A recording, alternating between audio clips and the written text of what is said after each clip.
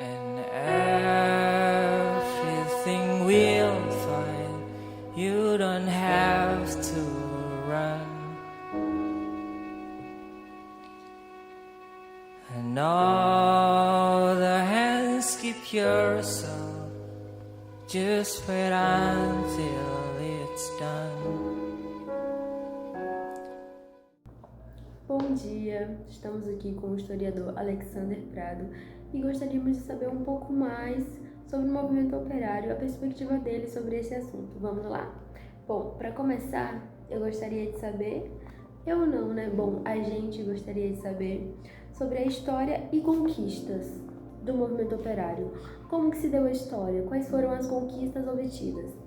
Além disso, também queríamos saber sobre a repressão e resistência. Houve uma repressão? Teve? Também sobre a atualidade. Qual é a situação atual?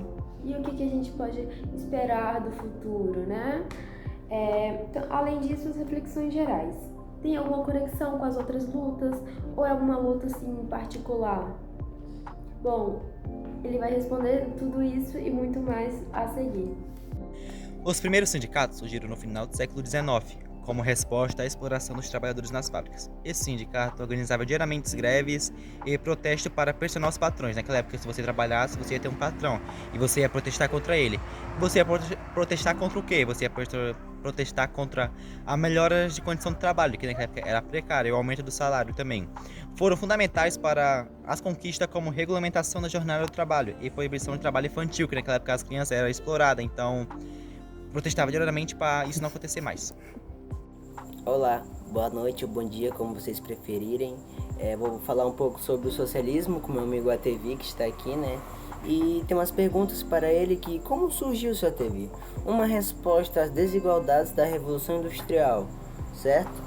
E assim, quais foram os seus princípios centrais assim do socialismo que o diferenciam de outras ideologias econômicas e políticas? Porque isso teve uma influência, certo? Bom dia, vou falar um pouco sobre o seu surgimento do socialismo. O socialismo surgiu no século XIX como uma resposta às desigualdades da Revolução Industrial, defendendo também a propriedade coletiva dos meios de produção e distribuição equitativa de riqueza. Agora sobre os seus princípios. Bom, os princípios centrais incluem a propriedade coletiva, a distribuição das suas riquezas e também o bem-estar social com a propriedade. E assim, como as ideias socialistas foram recebidas em diferentes partes do mundo ao longo da sua história, você pode me falar um pouco? Sim. A sua recepção global, as ideias socialistas foram recebidas de formas variadas no mundo inteiro. Também teve um forte impacto na Europa, na América Latina e na Ásia. Com uma resistência mais como os Estados Unidos, por exemplo. Sim. E eu tenho também outras perguntas, que é na influência na sociedade, certo? Que isso gerou muita influência. De que maneira o socialismo influenciou as legislações trabalhistas e os direitos sociais das pessoas? Como isso teve a sua influência, né? E assim, como o socialismo se relaciona com outras correntes políticas, outras redes políticas, como os anarquistas e os comunismos na época. Agora, a legislação trabalhista. O socialismo influenciou a criação de leis trabalhistas e direitos sociais como jornadas de trabalho mais curtos e sistemas de bem-estar.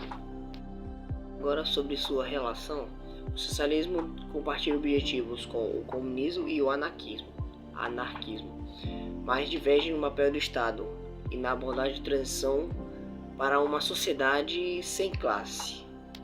Isso, além da sua influência, trouxe muitos desafios e críticas, né? Porque nesse período, né, as pessoas tinham muita assim, intriga, né, em relação a isso, aos pensamentos das outras pessoas. E assim, quais foram as principais críticas ao socialismo e como o socialismo responde a essas críticas? Agora, mais sobre suas críticas. As principais críticas incluem a suspensão de liberdade individual e a influência econômica.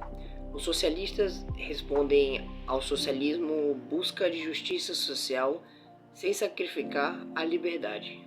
Porque algumas experiências socialistas, como na União Soviética, falharam em alcançar seus objetivos iniciais, tipo a centralização excessiva do poder. Você pode me explicar isso?